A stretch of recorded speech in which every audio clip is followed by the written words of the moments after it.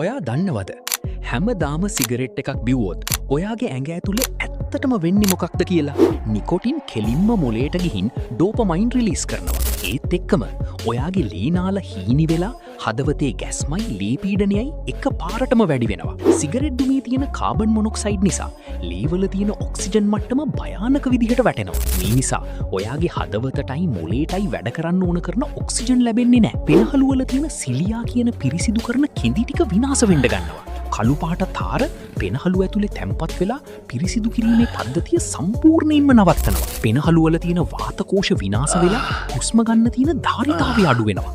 නිතරම හැදෙන කැස්ස නිසා ඔයාගේ ඇඟේ ශක්තිය සම්පූර්ණයෙන්ම පිරිහෙනවා. අවුරුදු කිහිපයකට පස්සේ ලීනාල ඇතුලේ මීදිය තැම්පත් වෙලා heart attack එකක් එන්න තියෙන ඉඩ 70%කින් විතර වැඩි වෙනවා. ඒ වගේම ඔයාගේ හැම රැලි වැටිලා වයසට වඩා ගොඩක් නාකි පිනුමක් ලැබෙනවා. අවසානයේදී ශරීරයේ සෛල විකෘති වෙලා පෙනහළු පිළිකා ඇති වෙන්න ගන්නවා.